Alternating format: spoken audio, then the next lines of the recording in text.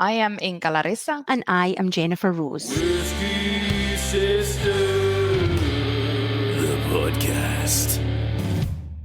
We're two whiskey pals serving a weekly whiskey podcast and rocking your whiskey world. Exploring the whiskies and distilleries of the world and meeting amazing people along the way. We'll be sticking our noses into our drams and all things whiskey. So fill your whiskey glass and join the fun. Another week, another episode. Whisky Sisters are back officially. 3 episodes in. Yeah. Come on. Chink, chink. Fill those glasses. So this week, we, as in me, is going to try change Jen's mind about Ardbeg whiskey. But I'm saying we because I sense the energy of our listeners that everyone's like, how can she not like Ardbeg? Come on. A group collectiveness from the peat saying, come on, Jen, join us, join us. Yeah, that actually made me think of the Trampires, like, join us. Yeah. So it's a tough job anyway, because Jen is not a big fan of peat, as you probably know. But I feel like we can turn this situation around. So this is what we are doing today. Yeah, bring it on. So we have tried some special editions, haven't we, on this very podcast, but I have definitely felt they've fallen short. The most recent one was Smoke Trails, which is a travel retail edition, aged in Manzanilla sherry casks. Then there was the much hyped Ardcore last year. I know, the Ardcore, like I felt like the hype was big. Your reel that you did with your spiky leather jacket was super cool. And Dr. Bill had even put on a leather jacket and had eyeliner on for his reel about it. I know. So it wasn't your usual Ardbeg. Like I feel like your core range Ardbeg is much more Ardcore than the actual Ardcore. Yeah, so ironically. That's kind of where the idea came, and I'm like, okay, Jen, we can fix this situation. So we'll go back to basics, and therefore we are sampling Ardbeg 10-year-old, an Or, and the monster of a Dram, wee Beastie. I was just going to say, and that's how you say it, an Or. I wasn't sure. Yeah, an Or. Ah, cool. Yeah. Cool. So, but yeah, let's go for the whiskey news and stick our noses into those first. Stick your nose in it. Fettercairns has revealed the 2023 release of its 18-year-old limited edition single malt. The brand launched the first edition of Fettercairns 18-year-old in 2022, which marked the new dawn in progressive whiskey making for this brand, having utilized a unique handcrafted finish in 100% locally sourced Scottish oak barrels to create the liquid. Yeah, that's funny actually, because we mentioned the Scottish oak on the previous episode, how Ardbeg was growing their own trees and all that for the future generation. The whiskey offers aromas of sugared almonds, baking spices, and tropical sweetness of passion fruit and guava. Ooh. To taste exotic syrup fruits, patisserie sugars, brioche, and spices with soft hints of berry fruit can be detected in this dram. Soft spice, cacao, and natural vanilla lingering on the finish, bottled at 46.8% ABV. They are intoxicating and alluring notes. International Beverage Holdings has completed an ambitious £4 million upgrade of Balmenach Distillery in Speyside. So the upgrade had made the distillery one of the most sustainable in the Scotch whisky industry due to the implementation of a new anaerobic/aerobic digestion plant that uses microorganisms to break down the liquid co-products of whisky production, allowing them to be processed on site. Aerobic digestion plant. Oh, it's like so sciencey, isn't it? I know, but it does make me think of like 80s or 90s exercise videos. With leg warmers. Yeah. Now, Inka, you'll be too young for this, but I was around in the 80s and there was this class I went to called Flex Agility. And it was really exciting, and we all had little leotards and leg warmers. Oh, and a wee ponytail. And you know the song, like by, I think it's Nina, 99 Red Balloons. So it would be music like that, and we would be like, it wasn't really even so much aerobics, it was more just like prancing and leaping, and we had little ribbons and stuff. It was amazing. So that's a massive digression, but yeah, very exciting stuff. So each day, whiskey co-products are processed to produce enough clean biomethane gas to feed the engine and generate renewable stream. This meets 100% of the distillery's energy requirements, and the site's energy efficiency has improved and its CO2 emissions have reduced. Whoop whoop. So the system also cleans and returns 40% of processing waters back into the distillery's watercourse, and there's a drastic reduction in the need for heavy goods vehicle movement, which again ties into what we were talking about in last week's episode if you haven't listened to it already, at the site, with the subsequent removal of 12 tankers from Spey Valley roads every week. And the business no longer uses heavy fuel at any of its sites. So there's just so much environmental components of the whisky news these days, isn't I there, know. Inka? I feel like that was like an information overload, but it's amazing that actually 2 weeks in a row, there's some really, really good sustainable news for the whiskey industry. And that's always very positive. Yeah, for sure.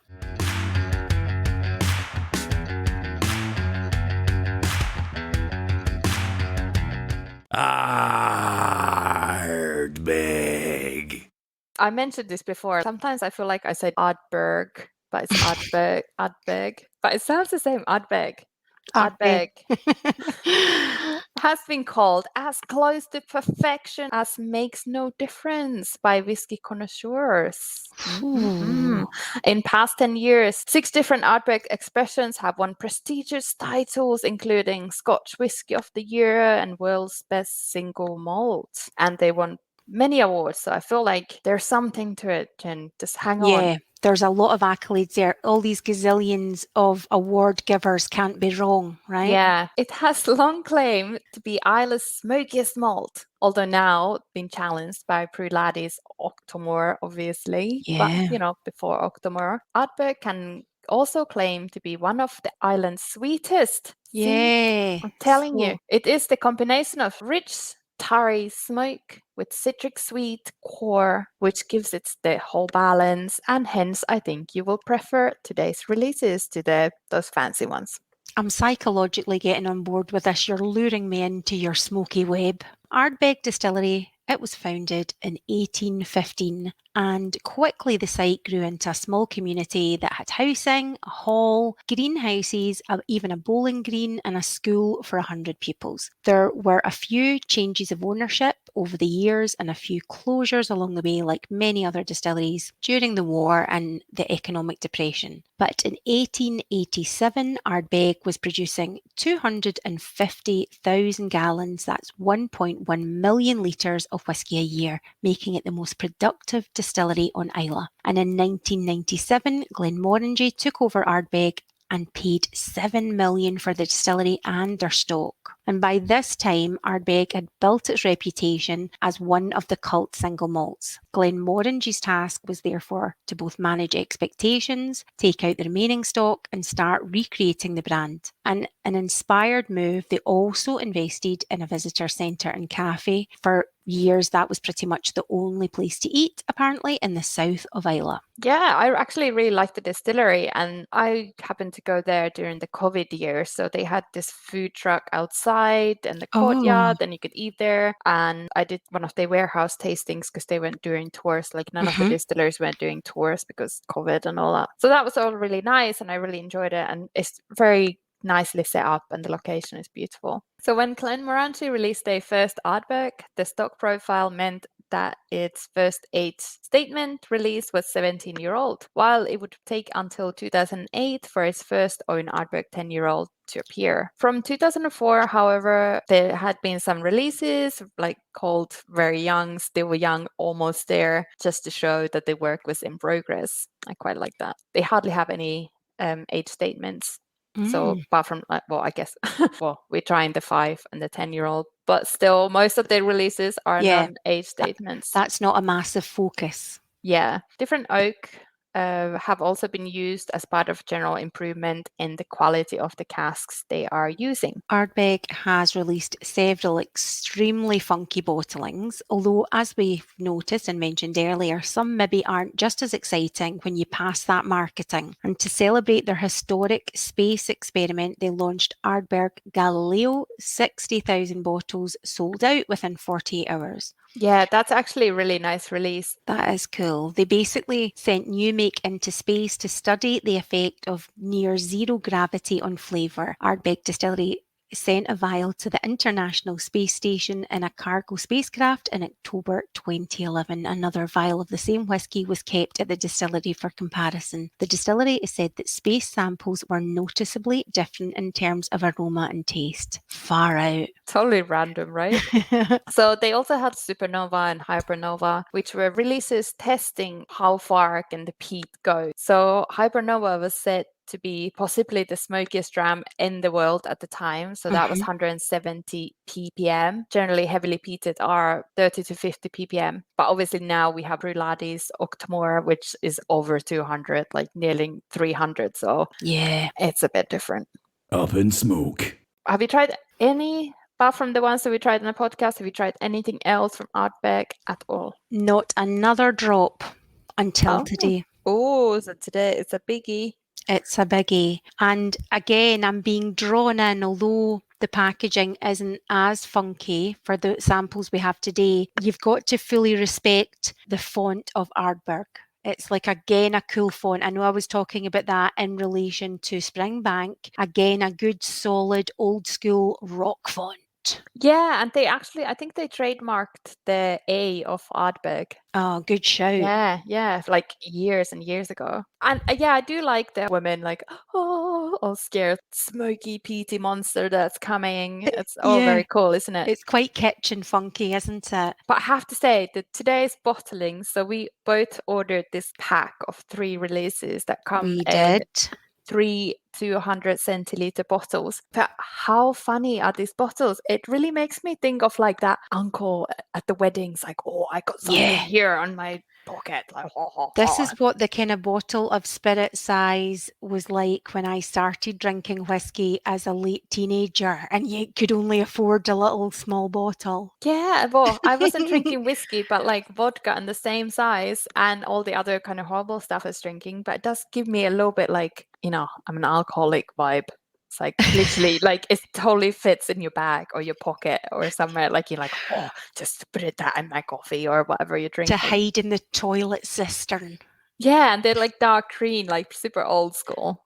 I'm just noticing the labels on the back. I hadn't actually noticed them until we started talking. I just noticed the kitsch kind of cartoons on the box, but they're super cool labels on the back. Yeah, but the 10-year-old actually on the label at the back has that screaming woman seeing the peat monster. That's Love like it. classic. Yeah. So packaging is on point. Yeah, we love it, but it's also kind of weird.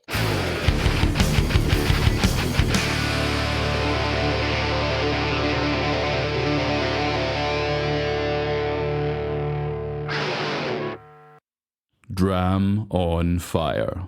For peat lovers, Ardbeg 10-year-old is probably the highest quality entry-level single malt on the market. Although I'm not sure I would agree, but it's definitely up there. And many Isla connoisseurs would choose it as their favorite. So let's start with the 10-year-old then. So that is 46%, 55 ppm peat levels, ex-bourbon. So why don't you start? We want to hear from you because this is all about you, Jen. Okay, so Ardbeg 10. I would say a nice kind of light colour. It does remind me of the kind of light colours of the previous Ardbegs I've had. Would you agree? Yeah, like kind of barley. So my first nosing is really quite different to me nosing it now that I've had a few drams and that it's had the air at it. On first nosing, very much barbecue coals. Mm-hmm. Maybe some nice quality beef has been on the barbecue, and I didn't get like a particularly salty or fishy aroma. However, I did feel like it was almost like kind of fresh prawns, and there's kind of prawny water on them and they're fresh. Oh my God, that's, yeah, wow. Yeah, you can agree there. As soon as you were saying that and I got my nose in my glass, oh my God, and how you just said that prawn juice, like the juicy. Yeah, Oh my juicy God, fresh it's, prawn waterness. yeah, oh my God. Amazing. Thank you, hon. What do you get on the nose? Well, I was thinking like, yeah, it's not super smoky on the nose at all. It's quite mellow and there's definitely some citrus in there. But now it's been in the glass for a while. It's getting a bit sweeter, a bit more Yeah. sugary something. But that fishy prawny juice is quite good.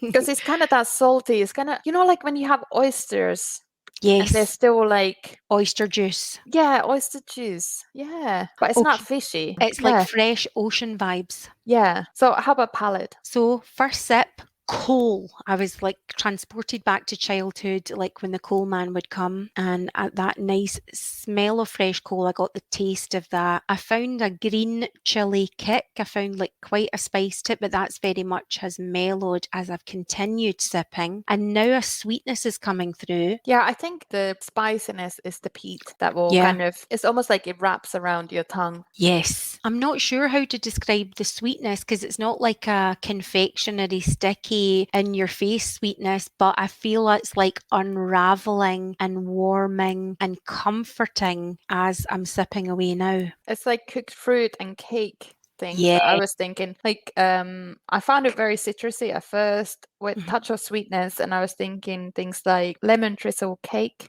Oh, You know, good when you have shout. that very like lemony icing and Yeah, stuff. yeah.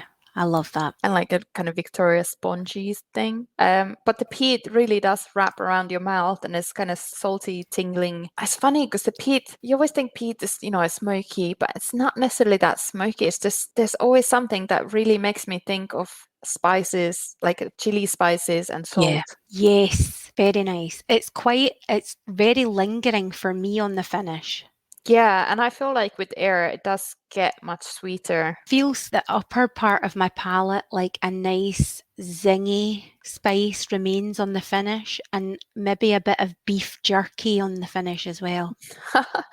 Yeah, that's funny. I wasn't getting many meaty flavors on this one, but then when you keep mentioning things like that, I'm like, oh yeah, maybe actually. But it's kind of like it's okay, Dram. Like it's sweet, it's peaty, it's easy. At first I thought, it's too grown up for me, you know how I can get like that. But I thought, no, just hold, and stick with it. And I actually did enjoy it. Yeah, good. Oh, I'm surprised and happy.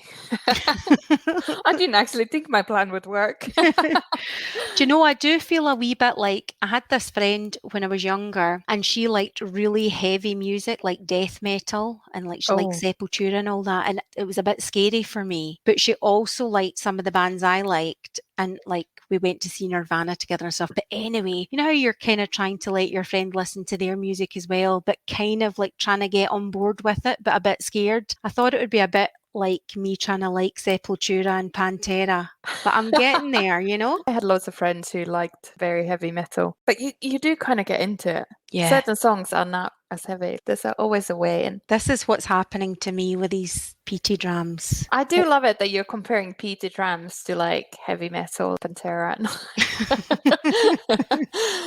Oh, amazing. Okay, so let's go to the next. So it's An Or. That's how it's pronounced. An Or. And I think it's quite nice. And this was introduced into the core range in 2017. An Or is a combination of Pedro Jimenez, sherry casks, new charred oak, and bourbon barrels, and married together in a French oak marrying vat. That is a Dr. Bill special. I felt like I had to throw Dr. Bill because we've been avoiding his name all this time. But that's his special marrying vat. And yeah, it's bottled at 46.6%. It also makes me like Ardbeg much more because the percentages are quite high. Yeah, a similar colour, maybe slightly darker, but again, quite light and golden straw. It's definitely darker. Darker than the first one, yeah. Yeah, I would say, I was thinking, I don't know, I was just like in the mood, but I was thinking barbecued peach. Nice. Yeah, it's kind of like, it's yellowy, but it's kind of orangey with like a brown hue. You know what I mean?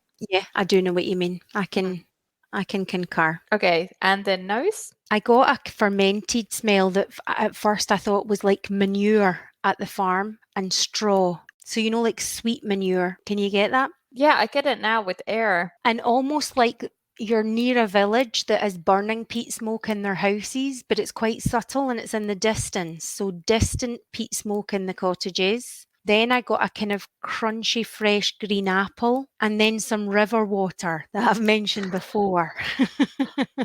I like that as well. Like I actually the river water makes sense as well. But I was getting, I don't know, maybe I'm just more used to these drams, but Yeah. for me it's instantly sweet. Like it's much Okay. sweeter than the previous one. But I was thinking orange cake. My friend used to have this coffee shop down in Brighton, and she made the best cakes, and her like orange cakes and lemon cakes, they would always be really juicy. They were never dry, and they had almost like you could almost suck the juice out of the cake. They were so good. Moist and zesty. Yeah, moist and zesty. Juicy orange cake, similar to the lemon drizzle that I mentioned before. But then it was turning into more like coffee cakes that are a bit drier, that has like some sort of coffee elements and dried fruits. But I don't know, I just find it very approachable. It doesn't give me much smoke. I'm still getting a subtle smoke, but much sweeter now that I'm getting back to nose it with the air. Yeah, it's quite I'm still getting loads of orange, maybe even like orange chocolate, darker chocolate. So the palate I found sweeter than the previous dram, like a kind of sweet stewed apple. I don't know if it's because you've been saying orange, but as I'm sipping it now, I can get a nice orange and even the orange zest, but still a kind of sweet savouriness. You know how you get like sweet stewed apples and you have it with pulled pork? Oh yeah. So maybe a little bit of that. Mildly herbal. I think that's sometimes how I describe something that's not quite meaty. And I've written thyme, but I'm not sure if that is the herb that I'm tasting, but I'm not that like badass with my herbs. That's really good, actually. I think sometimes I think peat is a funky thing because it doesn't always mean it's like a smoke bomb. It can be savory, salty, or it can be quite herbal as well. Herbally, florally peatiness. Yeah. Yeah, exactly. Like heathery. For me, I think at first, on the initial sip, I was getting chocolate, a little bit citrus, tiramisu. Ooh. Yeah, I know. It was kind of confusing. I'm like, is that right? But yeah, that's what I was getting. And again, the peat was coating my mouth a little bit, giving me like tingles. But this time, you know those white minty pastels that are kind of like almost like flowery ones. They're not coated with anything. They just kind of Are they like travel sweets? yeah, but they're Oh, kind of like those super strong ones. yeah, white Ultra ones. strong mints that are almost like chalky. Chalky, yes, Oh my exactly. God, they're terrifyingly strong. I find them super gross because this chalkiness. Who can eat them? Like I don't mind a mint pastel, but I hate that chalky texture. Oh, it really freaks me out. Oh, they're But too strong for me. if I can take the positives out of the gross, is that kind of strong minty pastel thing. I feel like that's what the peat is coating my mouth and leaving that kind of minty. At the same time, that weird texture from the pastel. Yeah, as if it's funkified the chemistry of your mouth. Yeah, that's a good way to put it, actually. Oh. And then I'm getting a little bit like it's definitely sweeter now. I'm thinking dried apricots. I quite like eating dried apricots. They're very sweet. I don't know if I've eaten a dried apricot. What? Oh Don't my think God. so. You're missing Should I out on go life. there? I'll dive into those. You who loves sugar. Come on. No, And while that's you're the thing. there, make sure to get the pineapples as well. This is the thing, because I've such a sweet tooth, I tend to try not to increase my sweet palate even further. But I will for the purpose of these Yeah, but tasting notes. it's natural fruit sugars from the Exactly. dried fruit, but they are spot on. Okay, I'm with you. Anything else? No, but again, it's kind of going down well on second sips, and it feels gentler on the finish, maybe kind of medium-y, barbecue smoke, maybe barbecue ash, but a kind of nice home baking sweetness on the finish. Yeah, I feel like what do you call the the dusting sugar or whatever it's called in English, you know that what I mean? Icing sugar. Icing sugar, yeah. That kind Yeah, of funky nice. sweetness. But it's definitely sweeter than the previous one. I couldn't find the levels of the peat just to compare on the previous one. Would you say it's quite different to the ones that we've tried, the special editions? It's not really. There feels more depth of flavour and more layers and kind of multi-dimensionality. I don't think that's a word, but I feel that from these comparatively to the first two I tried. Yes, and the longer lingering finish. Yeah. Dr. Bill, I'm feeling more intellectually attracted to him again. He was going off the boil for me because he's ghosted us. I But know. I feel that whiskey wisdom crush reigniting within me. Yeah, and we had the whole money jar, when every time we mentioned his It's- name, we put money in the jar, but it's been quite empty for a while. Yeah, it's going to start totting up again. We'll be able to save up for our trip to Isla if the jar keeps topping up again. So the last one, 5-year-old wee Beastie. It's been. Does it make you think wee shitey? No, I just like your accent saying wee beastie, and I just think Oh. for somebody that's Finnish and lives in Italy, you're just so Scottish. So I was worried about this because I haven't tried it for so long, and I thought, oh my god, Jen is gonna be so scared. But I feel positive about this. But anyway, so it's ex-bourbon and ex-oloroso sherry casks, bottled at 47.4% ABV. Colour maybe in between the other two, mildly golden. Would you say? Yeah, I think it's even lighter than the first one. But again, Oh, like, is it? I'm in Italy, I live in darkness. Yeah. Where are you recording in a cave today? I know, right? I can't open any windows because I don't want to have any noise. But anyway, so I think it's quite light color. I would say maybe even touch lighter than the first one, but again, who knows? Around the same. Inka, I was very surprised at this on the nose. I got marshmallow, Oh. peach and plum, maize crisps, like puff corn crisps with pickled onion. Oh my god! Oh my god! This is like Dram that is giving me crisps on the palate, on the nose. Keep going. So I thought it was kind of giving me really good mixture of sweetness, fruitiness, puffy, mazy, savoury, slightly edginess on the nose. And I thought, should be called wee sexy on the nose. Oh my god! I'm luring her in. I feel like this is a positive. I was scared up positive the space. back of the Pantera gig. Now I'm down in the mosh pit. Yeah.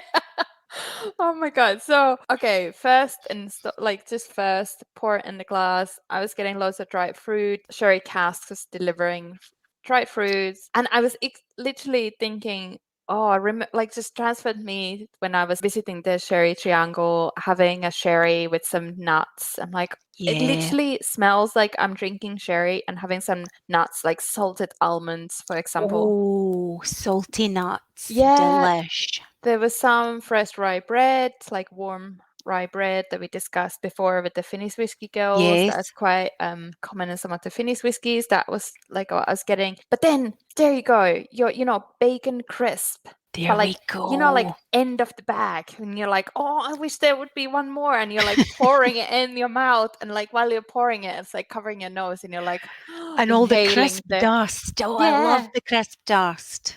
Yeah, so that's what I was getting. Bacony, crispy dust. Love it. I'm enjoying it in the palate even more on these sips than first sip, although I did enjoy it first.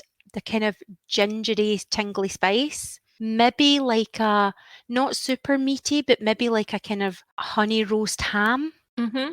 Oh yeah, like gammon. Gammon, all like kind of like done in honey and warm and juicy, and maybe some fresh baked tiger loaf bread. So there's just that edginess and flavour to the loaf. Started off with salt and vinegar, thick cut chips.